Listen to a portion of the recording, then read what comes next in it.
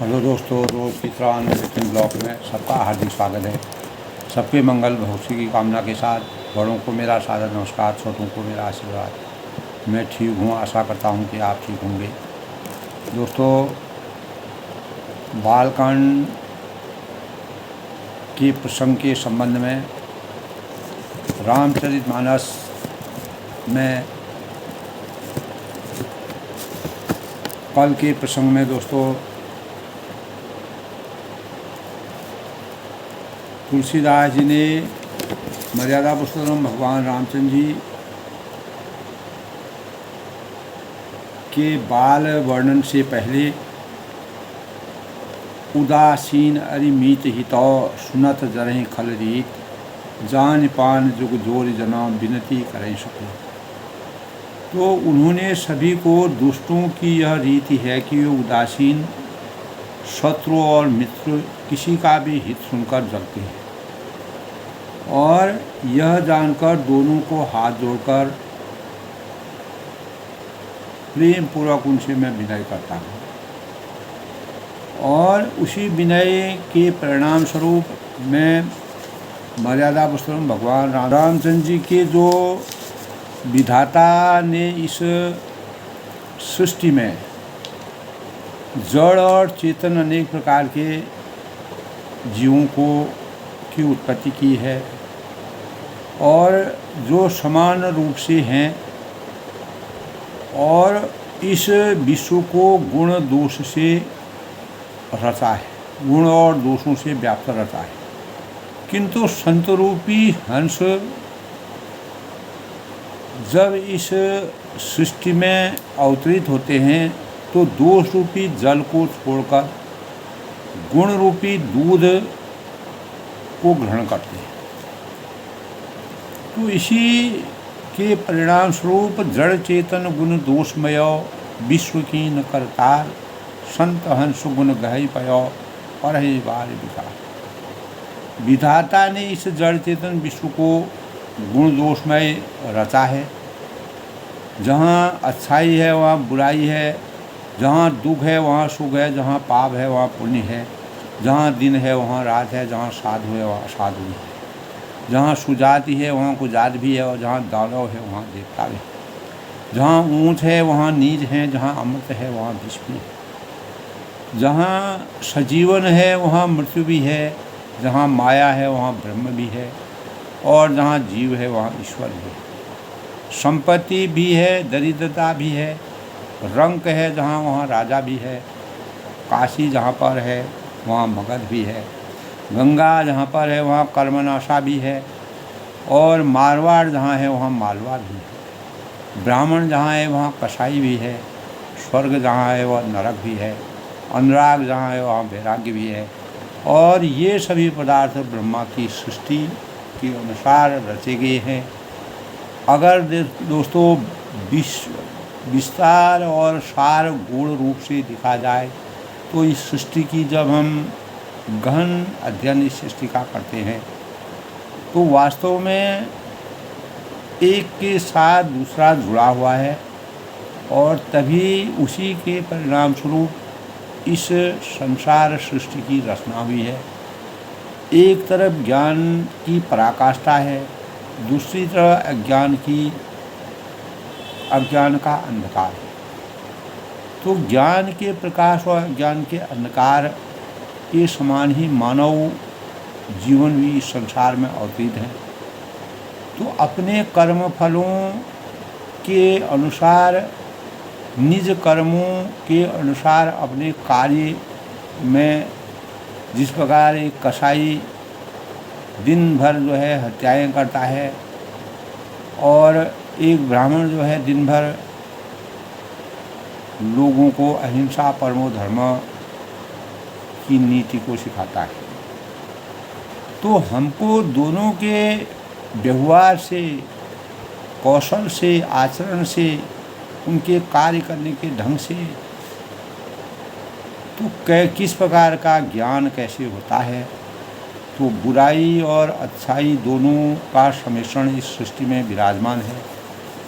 तो तुलसीदास जी ने दोस्तों ये कल्पना की है कि भगवान रामचंद्र जी के बाल वर्णन का अगर मैं बाल वर्णन का भीतर जो उनकी लीलाएं हैं उनका वर्णन करूँगा तो इस संसार में जितने भी इस प्रकार के आचरण अच्छे और बुरे, अच्छाई और बुराई से समाहित लोग हैं, जो आत्माएं हैं, तो उनको उनके भावों को का संचार करते, उनके भावों को व्यक्त करते हुए रामचरितमानस में बालकांड में मर्यादा पुरुषोत्तम भगवान राम की बाल लीलाओं में किसी प्रकार का कोई अवरोध न आए और मैं जिस रचना को कर रहा हूँ कोई भी संत और असंत उसमें किसी प्रकार का बाधा न डालें। इसके परिणाम से उन्होंने बाल वर्णन से पहले अनेक प्रकार के संत और असंत की परिचर्चा की है। तो आज सबसे पहले दोस्तों हम मर्यादा पुरुषोत्तम भगवान राम की आराधना करते हैं। ओम आपदामपम हर्तारं दातारं सर्व संप्रदाय लोकाभिरामं श्री राम भूयो भूयो नमाम्यहम् रघुनाथाय नाथाय सीताय पते नमः। ओम दशरथपति विघ्ने जानकी वल्लभाय धीमहि तन्नो रामः प्रचोदयात्। तो इसी प्रकार जो है तुलसीदास जी ने मर्यादा पुरुषोत्तम भगवान राम सिंह जी की जो वंदना की है, उन्हें बाल लीला का वर्णन जो किया है वो भी आराध्य देव के रूप में किया है। कल के प्रसंग में बताया था कि इस संसार में संत और असंत जगत में एक साथ पैदा होते हैं और एक साथ पैदा होने वाले कमल और जोंक भी हैं, लेकिन कमल दर्शन और स्पर्श देता है और अनेक लोगों के जीवन को आकर्षण का केंद्र बनाता है। वहीं जोंक जो है शोषण की, यानी हमारे शरीर से अगर वह स्पर्श कर जाता है तो वह पूरा खून चूस लेता है, हमारे रक्त को चूस लेता है। तो साधु अमृत के समान और मृत्यु रूपी संसार से उबारने वाला होता है और असाधु जो है मदिरा के समान मोह प्रमाद और जड़ता उत्पन्न करने वाला होता है। दोनों में यही अंतर है दोस्तों। दोनों को उत्पन्न करने वाला जगत रूपी अगाध समुद्र एक है, यानी शास्त्रों में समुद्र मंथन के समय अमृत और मदिरा दोनों की उत्पत्ति बताई गई है। तो तुलसीदास जी ने दोस्तों भले और बुरे अपने अपने करनी के अनुसार होते, जो जस करहि तस फल चाखा विश्व प्रधान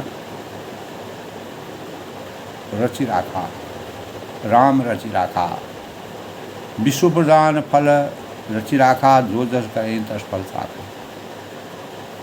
तो सुंदर यश और अपयश की संपत्ति को पाने वाले अमृत चंद्रमा गंगा जी और साधु एवं विष अग्नि कलयुग के पापों की नदी अर्थात कर्मनाशा नदी में कलयुग के समस्त पापों का अंत होता है। और हिंसा करने वाले जो व्याध हैं, इनके गुण अवगुण सब कोई जानते हैं। प्रत्येक मानव को गुण और अवगुणों के बारे में मालूम है, किंतु जिसे जो भाता है, जिसको जो अच्छा लगता है, रावण को अहंकार मालूम था, अज्ञान मालूम था। ज्ञान होने के कारण भी बहुत बड़े कुल में उत्पन्न होने के बावजूद भी वह जो है राक्षसी माया में अवस्थित होकर के अनेक प्रकार के काम वासनाओं में और गलत नीतियों में, गलत आचरणों में और अनेक प्रकार के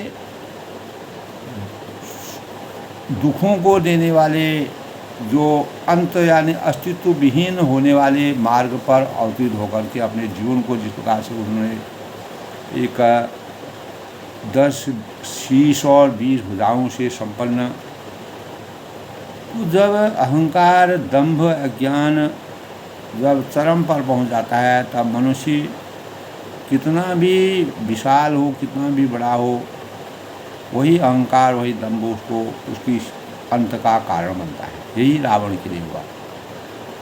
तो इस कलयुग में दोस्तों पापों की नदी अर्थात कर्मनाशा नदी जो है और हिंसा करने वाली व्याध, इनके गुण अवगुण सब कोई जानते हैं और जिसे जो भाता है वो वही करता है।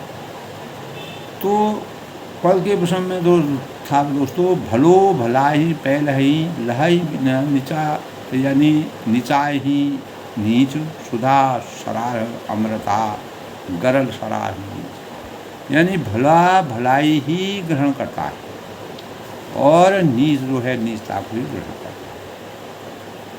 चाहे उसको कितना भी आप कुछ करें तो परिवर्तन होने में बहुत समय लगता है और अमृत की सराहना अमर करने में होती है और विष जो है मानव जीवन के अस्तित्व को समाप्त कर देता है। इसी प्रकार दुष्टों के पापों और गुणों और साधुओं के गुणों की कथाएं दोनों ही अपार और अथाह है। जिस प्रकार समुद्र की कोई थाह नहीं है, कोई पार नहीं है, इसी प्रकार मर्यादा पुरुषोत्तम भगवान राम जी भी अथाह है। तो इसी से कुछ गुण और दोषों का वर्णन इसीलिए तुलसीदास जी ने किया है और वह कहते हैं कि ब्रह्मा जी ने इस सृष्टि में अनेक प्रकार के गुणों अवगुणों से सने हुए भावों को व्याप्त किया है। ऐसे प्राणियों का जन्म हुआ है और जो हमारे जीवन में कार्य करते हैं, दुख है, सुख है और पाप है, पुण्य है, दिन है, रात है, साधु है, असाधु है, सुजाति है, कुजाति है, दानव देवता, ऊंच नीच, अमृत विष और जीवन, सुंदर जीवन और मृत्यु और माया और ब्रह्म, जीव और ईश्वर और संपत्ति और दरिद्रता, रंक और राजा, काशी और मगध और गंगा और कर्मनाशा, मारवाड़ और मालवा, ब्राह्मण और कसाई, स्वर्ग और नरक और अनुराग वैरागी, ये इतने प्रकार की जो चीज़ें हैं ये सभी ब्रह्मा द्वारा रचित है। सृष्टि के निर्माण के लिए ब्रह्मा जी ने इन सब चीज़ों को रचना करके संसार में रखा। कौन किस भाव से अपने जीवन को सार्थक करेगा ये अपने अपने कर्मों के अनुसार है। तो वेद शास्त्रों में दोस्तों उनके गुण दोषों का विभाग किया गया है। इसीलिए कहा विधाता ने इस सृष्टि में जड़ और चेतन विश्व में गुण दोष को दोनों रचा है और गुण, किंतु संत रूपी जो ऐसे संत रूपी जो संत के जो गुण होते हैं, वह संत रूपी जो हंस होता है वह दोष रूपी जल को छोड़कर गुण रूपी दूध को ही ग्रहण करता है, उसी को अपनाता है, उसी से जीवन को सार्थक बनाता है, उसी से अपने अस्तित्व का निर्माण करता है, अपने जीवन को संबल की तरह मजबूत करता है। तो मर्यादा पुरुषोत्तम भगवान राम जी मानव रूप में अवतरित होकर के इन्हीं भावों को अपने जीवन में सार्थकता के मानकों में सही उतारने की प्रेरणा से मानव जीवन की चेतना को जगाने का प्रयास किया। तो दोस्तों यहीं से तुलसीदास जी ने रामचरितमानस में बालकांड के वर्णन से पहले अनेक प्रकार के शुचिता के भावों को संजोकर रखने के लिए और गुण अवगुणों का, संत असंत का और अच्छाई और बुराई का, सद्गुण और अवगुणों का, सभी का विश्लेषण करते हुए बालकांड की रचना करने के लिए भगवान रामाय रामचंद्राय रघुनाथाय नाथाय सीताया पति नमः। तो इससे पहले दोस्तों आज के पंचांग की बात करते हैं। शुभ पंचांग की। आज 3 अक्टूबर 2024 कार्तिक माह की शुक्ल पक्ष की द्वितीया तिथि आज है दोस्तों। आज दीपावली के पंचदिवसीय दीपावली का अंत दिन यानी द्वितीया के टीके के रूप में मनाया जाता है। यह शुभ मुहूर्त पंचदिवसीय दीपावली का अंतिम दिन है। द्वितीया भैया दूज के रूप में शुभ मुहूर्त का तिलक का समय 1:10 से लेकर दोपहर 3:22 तक रहेगा। तो इस दिन दोस्तों रविवार का दिन है। द्वितीया सायं 10:05 तक, उसके बाद तृतीया तिथि का शुभारंभ हो जाएगा। सूर्य आज दोस्तों तुला राशि में प्रवेश करेंगे।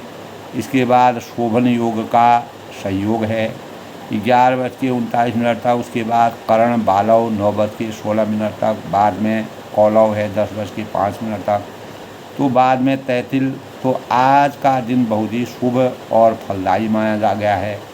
यह दिन दोस्तों बहुत ही महत्वपूर्ण माना गया है। तो अनुराधा नक्षत्र का संयोग भी है। चंद्रमा आज वृश्चिक राशि में प्रवेश करेंगे। आज के शुभ मुहूर्त की भी बात करें तो अभिजीत मुहूर्त 11:48 से 12:32 तक। आज के अमृतकाल की बात करें तो 9:09 से 10:53 तक। ब्रह्म मुहूर्त की बात करें तो 4:32 से 5 बजे तक। और आज का सूर्योदय दोस्तों 6:35 और सूर्यास्त 5:34 पर होगा। तो सबसे बड़ी बात है दोस्तों, आज भैया दूज के अवसर में आज की दीपावली पंचदिवसीय दीपावली का महोत्सव बड़े उत्साह और खुशियों और मन की शांति और श्रद्धा भावों, प्रेम, उल्लास और भाईचारे का और अनेकता में एकता के प्रतीक के रूप में माना जाता है। भैया दूज का महत्व मान्यता ऐसी है कि दोस्तों इस दिन यमुना ने अपने भाई यम को मान सम्मान के साथ और भोजन कराया था।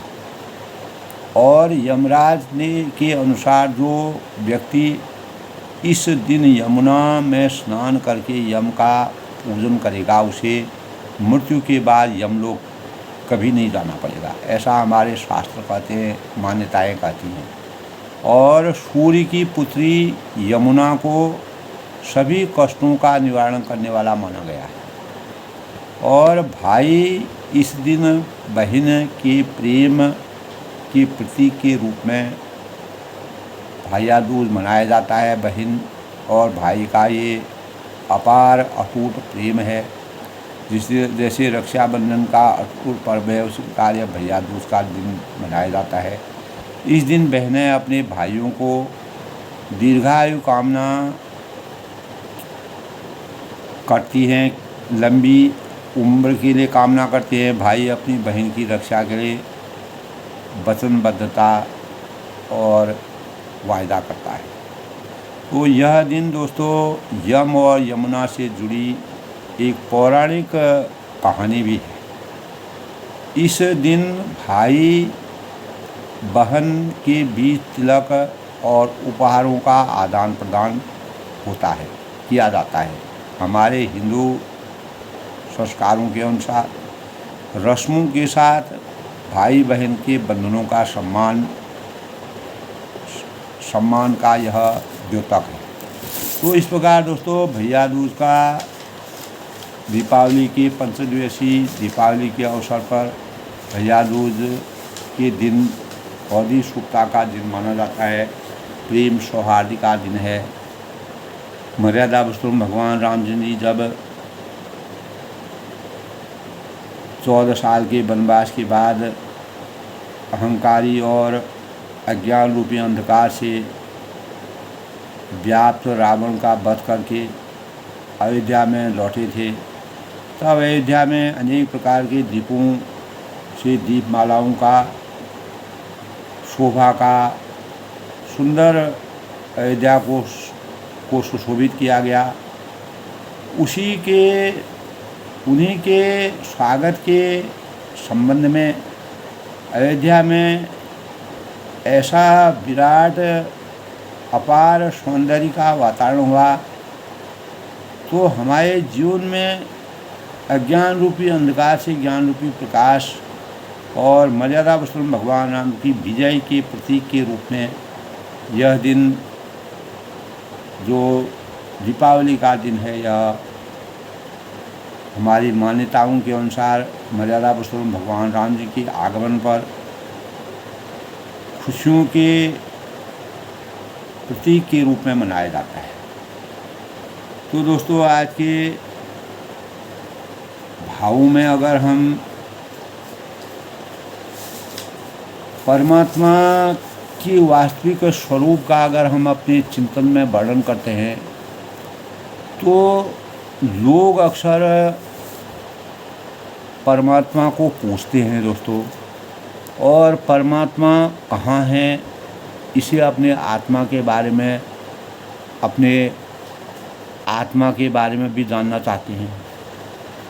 तो विज्ञान ने दोस्तों आज बहुत तरक्की कर ली, और जहाँ हमारे पास बाहरी अंतरिक्ष का पता लगाने के लिए शक्तिशाली साधन है, दूरबीन है, परमाणु में सबसे छोटे कणों को देखने के लिए माइक्रोस्कोप है, फिर भी विज्ञान इस बात का खुलासा नहीं कर सकता है कि ईश्वर एक भौतिक ब्रह्मांड में कहाँ।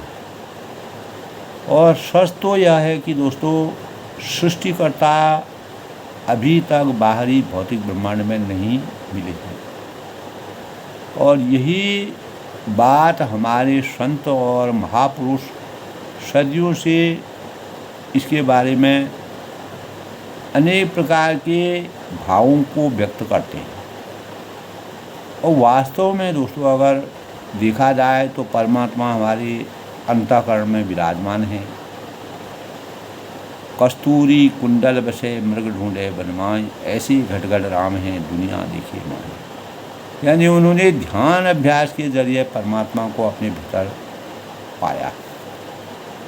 तो ध्यान अभ्यास वास्तव में है क्या दोस्तों? कुछ लोग इसे केवल शरीर और दिमाग को आराम देने का एक तरीका मानते हैं।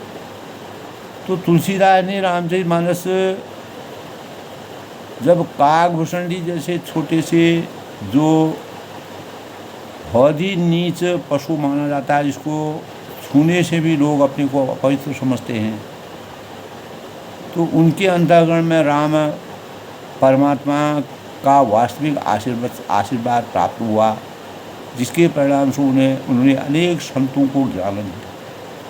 तो संतों और महापुरुषों के लिए दोस्तों ध्यान अभ्यास परमात्मा को अपने भीतर खोजने का तरीका है। इसी के माध्यम से इस सवाल का जवाब पाते हैं कि मृत्यु के बाद हमारे साथ क्या होता है। तो यह काल्पनिक है दोस्तों, कोई इसके बारे में सही उत्तर नहीं दे सकता है, सब निरुत्तर होते हैं। मृत्यु के बाद क्या होता है, हमारे शास्त्रों में, हमारे पुराणों में, हमारे गरुड़ पुराण में अनेक प्रकार के व्याख्यान इस संबंध में हैं। तो क्या इस भौतिक जीवन के बाद भी जीवन है या नहीं? तो सभी संतों ने मानव शरीर को हरिमंदिर कहा, और जिसमें सृष्टिकर्ता रहते हैं। चूँकि आत्मा परमात्मा का अंश है, क्योंकि प्रत्येक भौतिक शरीर में आत्मा जब तक रहेगी तभी तक शरीर में तमाम प्रकार की क्रियाकलाप होंगे। इसीलिए प्रत्येक जीव के भीतर परमात्मा मौजूद है। ध्यान अभ्यास करने से हम अपने अंदर ही परमात्मा को सोच सकते हैं। तो हनुमान जी ने जिस प्रकार अष्ट सिद्धि नव निकी दाता असबर दीन मोई जानकी माता, आठों सिद्धि अरुणा से लेके, यानी अरुणा से लेके जो है अंत तक की जो उन्होंने 8 सिद्धियों को प्राप्त किया था, मर्यादा पुरुषोत्तम भगवान राम जी ने अंततो गत्वा हनुमान जी को हमेशा के लिए अमरत्व का वरदान दे करके और अपना जो है जल समाधि दी। तो समाधि जो है अंत सिद्धि है। तो ध्यान अभ्यास सरल है। हम केवल बैठने के लिए एक शांत और आरामदायक जगह ढूंढते हैं। मर्यादा पुरुषोत्तम भगवान राम जी ने जब 14 साल का वनवास लिया, उस दौरान उन्होंने किस प्रकार के लोगों से अपना सानिध्य स्थापित किया, और इसीलिए दोस्तों हमारा मन और शरीर स्थिर हो सके और कभी भी वह अपने भावों से अस्थिर नहीं। यही प्रेरणा हमको मर्यादा पुरुषोत्तम भगवान राम के चरित्र को रामचरितमानस से प्राप्त होती है। हम अपने आँखें बंद करें और भीतर देखें तो हमें क्या दिखाई देता है। ऐसा करने से हम आराम शांति महसूस करते हैं और हमारे आत्मा को एक आध्यात्मिक अनुभव होता है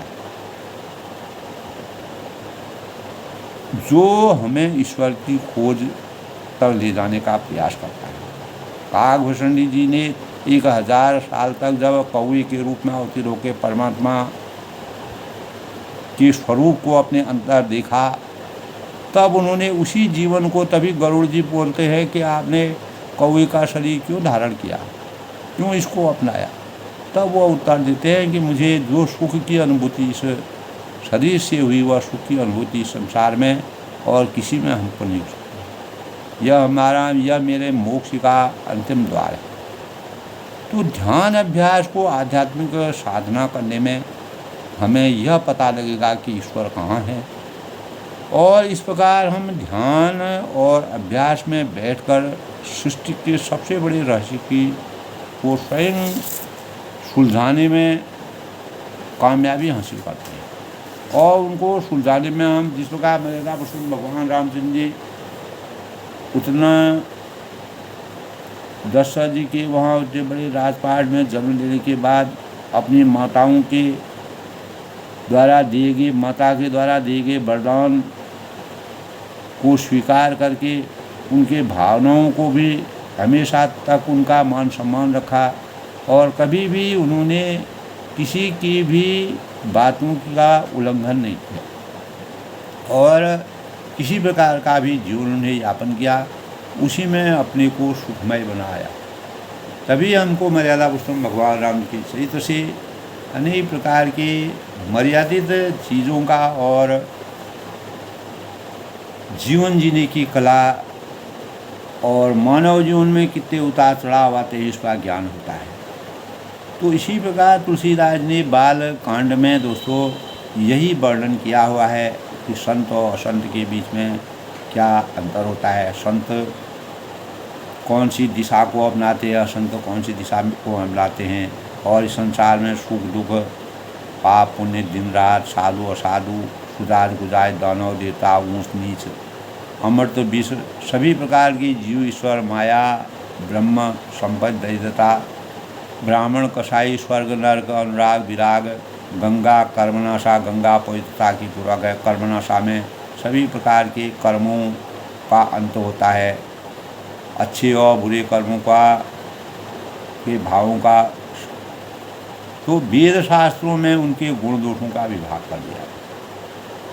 तो अस विवेक जब दे विधाता, तब तजी दोष गुणई मनोराता, काल स्वभाव कर्म बरियाई, भले प्रकृति बस सुखई भलाई।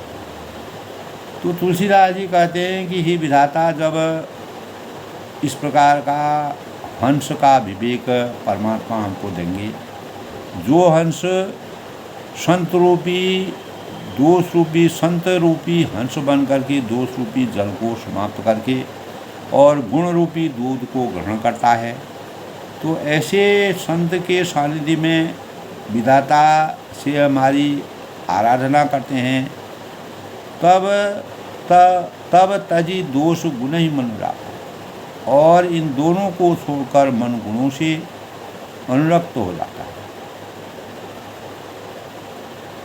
तो काल स्वभाव कर्म बरियाई, काल स्वभाव और कर्म की प्रबलता से भले लोग साधु की माया के वश में होकर कभी भलाई से चूक नहीं पाता। अगर वह सज्जनों भले ही प्रकृति पर चुकाई भलाई करने में कभी भी वह चूक नहीं करते, कि उनको संत रूपी हंस की प्राप्ति हो। सो सुधार हरिजन जिमले ही, दरि दुख दोष विमल दुखी। तो भगवान के जो भक्त होते हैं, परमात्मा के जो सही भक्त होते हैं, तो परमात्मा के बारे में मैंने बताया दोस्तों, कस्तूरी कुंडल बसे मृग ढूंढे बनवाए, ऐसे घटकर राम हैं दुनिया देखी। तो परमात्मा की कृपा अगर हमारे आत्मा में बसती है तो हमको अपने आत्मा के अंदर परमात्मा का स्वरूप, जिस प्रकार हनुमान जी को और काकभूषण जी को अपने ज्ञान की पराकाष्ठा का पता चला, मर्यादा पुरुषोत्तम भगवान राम जी उनको तीनों लोक और पूरे ब्रह्मांड का दर्शन करवाया। तो भगवान के भक्त जैसे उस चूक को सुधार लेते हैं।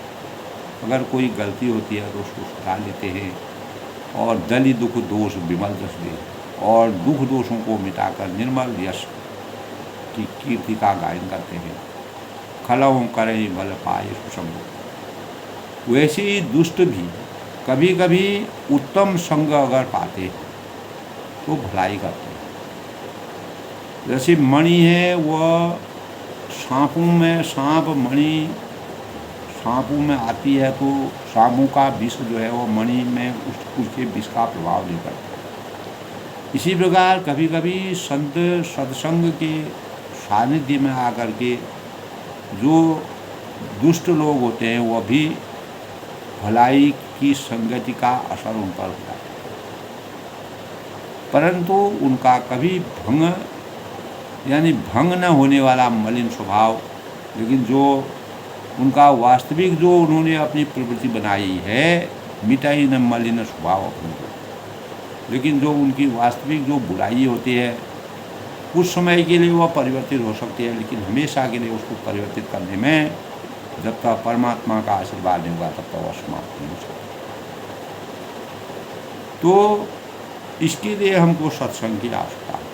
जिस प्रकार काकभूषण जी ने लंबे समय से सत्संग दे करके गौड़ जी के संशय को हमेशा के लिए समाप्त किया, तो लखी सुबी इस जग बंचक देव, जो वेशधारी ठग होते हैं, जो अनेक प्रकार की ठग विद्या में निपुण होते हैं, छली होते हैं, कपटी होते हैं, धन लोलुपता के लिए और अनेक प्रकार के वेशों को धारण करके, चंदन का लेप करके और अपने वेश बड़ी बड़ी माला अपने शरीर में यापन करके जहाँ तहाँ घूम करके लोगों की भावनाओं के साथ खिलवाड़ करते हैं।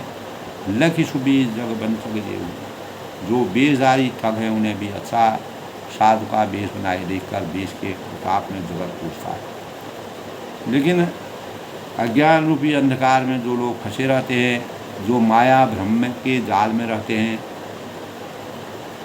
कभी कभी वह उनके वश में आकर के उनको भी पूजने लगते हैं, क्योंकि साधु और असाधु में बाहरी आवरण में कोई अंतर नहीं होता है। कौवा और कोयल जब बोलते हैं, जब अपने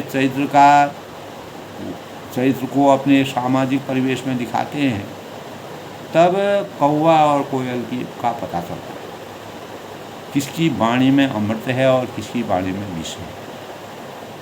तो उधर ही अंत न हो ही निभा। तब कहा है कि परंतु एक न एक दिन वे चौड़े आ ही जाते हैं, यानी काल नेम जिमे राव न राहु, अंत तक उनका कपट कभी नहीं निपटा है। जैसे काल नेमी है, रावण है, राहु का हाल हुआ।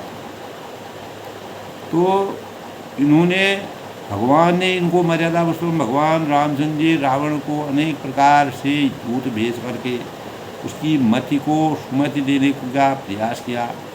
भगवान शिव ने जब रावण ने महान यज्ञ किया था तो यज्ञ में उसको अनेक प्रकार के वरदान दिए। इसी के परिणाम से उसमें अहंकार के भावों का समावेश हो गया। लेकिन परंतु एक न एक दिन ये चौड़े आ ही जाते। अपनी कितना भी इनको सठ सुधर ही सठ जो है वह कभी सुधर नहीं सकता है। विनय न मानो जले जड़ो गए 3 दिन भी, बोले राम सको तबो भय बिनु। तो भय इनके लिए बहुत जरूरी है। इसलिए मर्यादा पुरुषोत्तम भगवान राम जी ने जब अति सीमा से बाहर हो गया था और रावण के वध करने के लिए रावण को इस संसार में जो है राक्षसों का इस धरती से हमेशा के लिए अंत करने के लिए उन्होंने अपना अवतरण दिया। तो अंत तक उनका काल नेम उनका कपट कभी नहीं मिलता है, जैसे काल नेम रावण और राहु का नहीं दिया। ये हमेशा जैसे थे वैसे ही। किए हूँ कुबेश साधु सन्मानो जिम जग जाहूँ अंत हनुमान। हानि कुसंग सुसंगति लाभ लोक हूँ वेद विदित सबका। तो किए हूँ कुबेश साधु सन्मान, यानी जो बुरा वेश बना लेने पर साधु का सम्मान ही होता है। बुरा वेश बना लेने पर भी साधु का सम्मान होता है। जैसे जगत में जामवंत और हनुमान जी का हुआ था। बुरे संग से हानि और अच्छे संग से उनको लाभ हुआ था। और यह बात लोक और वेदों में है, सभी लोग इसको जानते हैं। हानि कुसंग सुसंगति लाहू लोकहूँ वेद विदित सबका। जिम जग जामवंत हनुमान, जैसे जामवंत और हनुमान जी के हुआ क्यों वेश साधु सम्मान। ये बुरा वेश बना लेने पर भी साधु का सम्मान ही होता है। अगर हम कोई कारणवश अगर अपना वेश बदलते हैं तो फिर भी लोग अगर उसको समझ जाते हैं तो वह उसका सम्मान ही करते हैं। यही भाव जामवंत जी और हनुमान जी के लिए हुआ।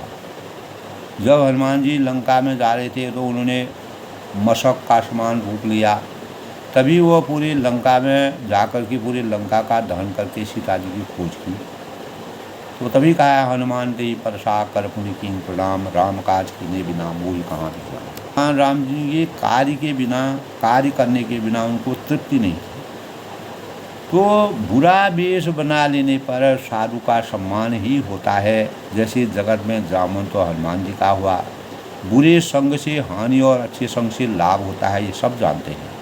लेकिन यह बात लोक और वेद में है और सभी लोग इसको जानते हैं। गगन चढ़े रज पवन प्रसंगा, पवन के संग से धूल आकाश पर चढ़ जाती है। जब पवन चलती है, हवा चलती है, तो धूल जो है वह अनेक प्रकार के जो बड़े भगवान भी होते हैं, भगवानों के सिर पर भी वह धूल चले जाती है। और की चहूँ मील नीच जल संगा, और वही नीचे की ओर से बहने वाली जो जल के संग से कीचड़ में मिल जाती है, तो साधु असाधु सदन सुखसारी। तो साधु के घर से तोता मैना राम राम सुमिरते हैं। साधु के घर के तोता मैना राम राम का स्मरण करते हैं और असाधु के घर के तोता मैना गिन गिन कर गालियाँ देते हैं। तो तोता मैना दोनों जगह हैं, साधु के पास या असाधु है। लेकिन जैसा हमको साथ मिलेगा, जैसा हमको परिवेश मिलेगा, जिस परिवेश में हम पलेंगे वही परिवेश हमारे जीवन के लिए, वही संस्कार हमारे जीवन के लिए अंत तक कार्य करेंगे। इसीलिए कहा है साधु असाधु सदन सुख साधु। यानी तोता मैना है, वह साधु के घर अगर तोता मैना राम राम का स्मरण करते हैं, हमेशा तोता राम राम ही कहता है। अगर वह असाधु के घर में होगा, सुमयो राम देहि गनि गाल।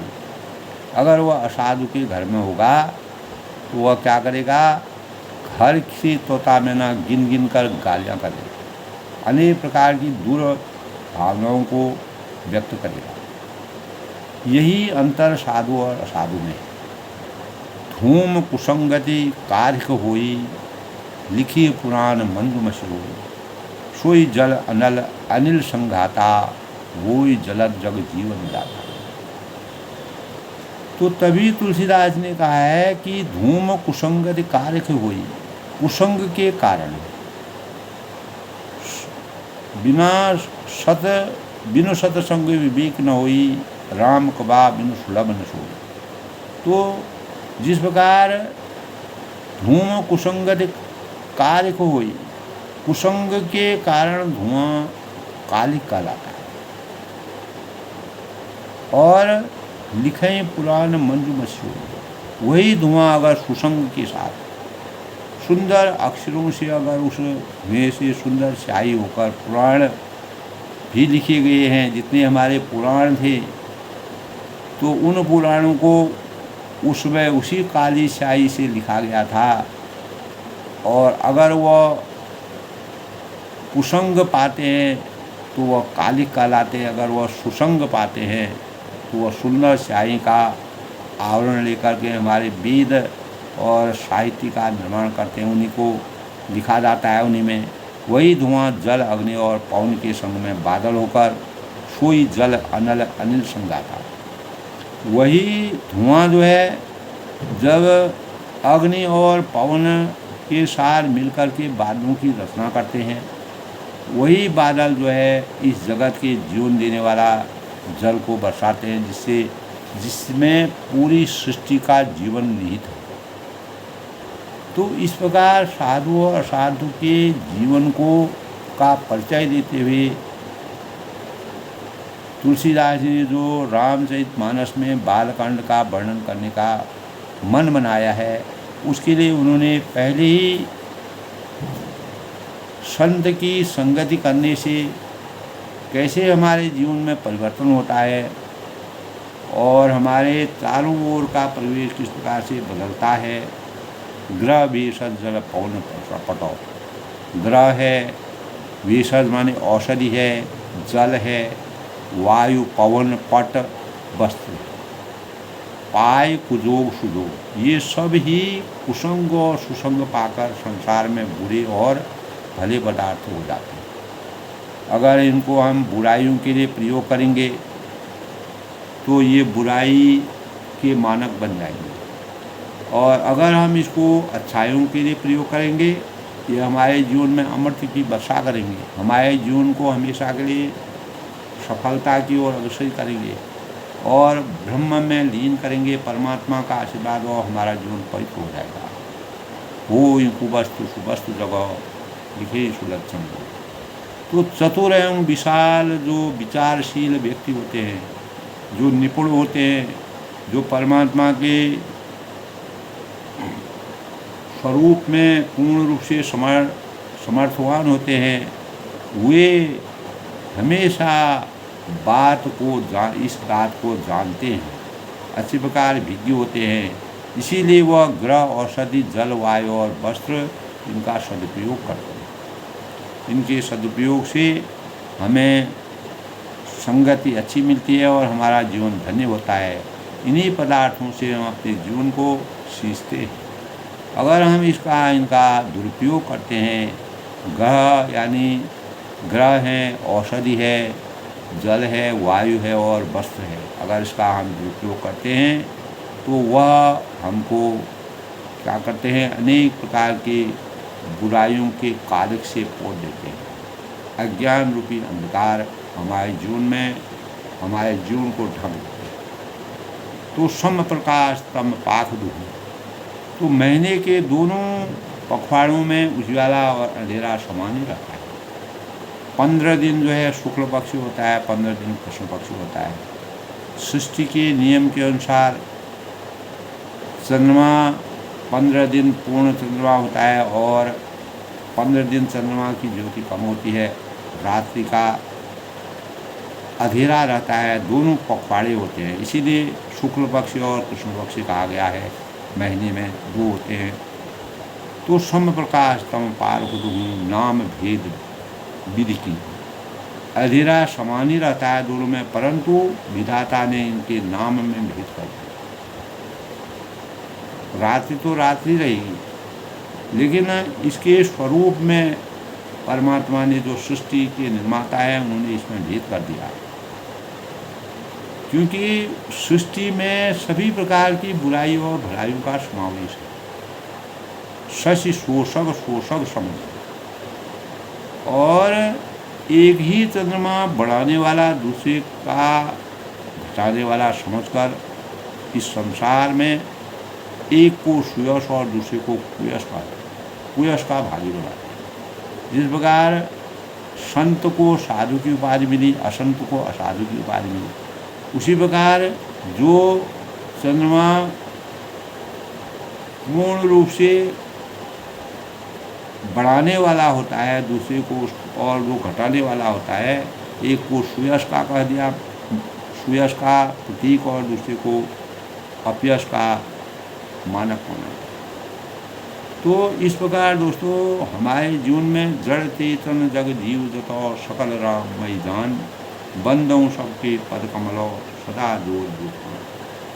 तब तुलसीदास जी कहते हैं कि जगत में जितने भी जड़ और चेतन जीव हैं, चर अचर जीव हैं, वो सबको सकल राममय जान, सबको राममय जीवन यापन करने के लिए जानकर उन सबको सरल कमलों में सदा दोनों हाथ जोड़कर मैं वंदना करता हूँ कि मैं उन इस साधु असाधु सबको एक सूत्र में, एक धागे में बांध करके उनके सुंदर यश का गुणगान करने के लिए मर्यादा पुरुषोत्तम भगवान राम के बाल चरित्र का वर्णन मैं करता हूँ। देव जन नाग खगौ प्रेत पितर गंधर्व बंदों किन्नर स्वर्ण जराव कृपा करो।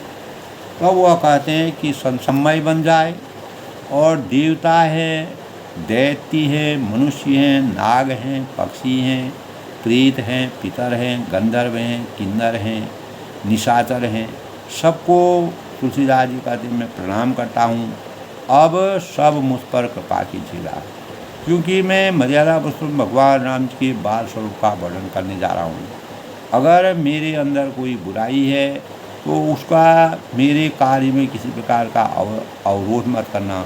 मैं मर्यादा पुरुषोत्तम भगवान राम जी को आराध्य देव के रूप में उनके चरित्र का जो वर्णन करूँगा, उनकी बाल लीलाओं का जो वर्णन करूँगा, उसमें सभी और उसमें सौहार्द के भावों का मैं सबकी वंदना करता हूँ। और जगत में जितने भी जड़ चेतन जीव हैं सबको राममय जानकर, सबको प्रभुमय जानकर, श्री राममय जानकर, और सच्चिदानंद भगवान रामचंद्र जी का नाम स्मरण करके मैं सबके चरणों कमलों की सदा दोनों हाथ जोड़कर वंदना करता हूँ कि भगवान जो है, भगवान की रचना करने से पहले बाल लीला की वर्णना करने से किसी प्रकार की का अवरोध विघ्न बाधा न हो, तभी वह सभी देवताओं से वंदना करते हैं। और उन्होंने बाल कांड में दोस्तों जिस प्रकार से सभी देवताओं का और इस संसार में जब सृष्टि की रचना हुई, अनेक प्रकार के सत और असत, सत कुसंगत और सत्संगत सभी प्रकार के लोगों का सृजन है। यह संसार पूरा सम्मिश्रण है। तो उसमें जो भी मैं अपने कार्य को करूँगा उसमें किसी प्रकार की बाधा न है, सबका जीवन राममय बने, इसके लिए वह याचना करते हैं। तो दोस्तों तुलसीदास ने प्रभु रामचंद्र जी के बाल वर्णन करने से पहले सभी की वंदना की है, और कोई भी चीज़ उन्होंने अपने जीवन में छोड़ी नहीं है। यही भाव हमारे जीवन में अगर हम शुरुआत से अपने जीवन को परिपक्वता के मानों से सजोने का प्रयास करें तो निश्चित ही हमें किसी प्रकार की विघ्न बाधा हमारे जीवन में नहीं आती है। हम सफलता के लक्ष्यों को प्राप्त कर सकते हैं। और इसीलिए तुलसीदास जी का यह रामचरितमानस इतना प्रसिद्ध हुआ, इसकी मान मर्यादा और हमारे जीवन के लिए एक संस्कारों से परिपूर्ण, मान मर्यादा से परिपूर्ण, अपने आदर्शों से के प्रतीक के रूप में जिस प्रकार रामचरितमानस का उन्होंने बालकांड में वर्णन किया है वह अवर्णनीय है। हमारे जीवन के लिए प्रेरणा स्रोत के रूप में अवतरित है। सबके मंगल भविष्य की कामना के साथ अपनी वाणी को विराम देते हुए मैं सबसे अनुरोध करता हूँ कि परमात्मा की कृपा आशीर्वाद प्राप्त करने के लिए सच्चे मन से और किसी प्रकार के जगत में जितने भी जड़ चेतन जीव है सबको राममय जीवन मिले, और जिससे उनके चरण कमलों में सबको वंदना करनी चाहिए। जिसका यही याचना तुलसीदास जी ने अपने भावों से की है और बालकांड का सुंदर रचना करने से अपने जीवन को चरितार्थ करा। सब लोग सुखी रहें, खुश रहें।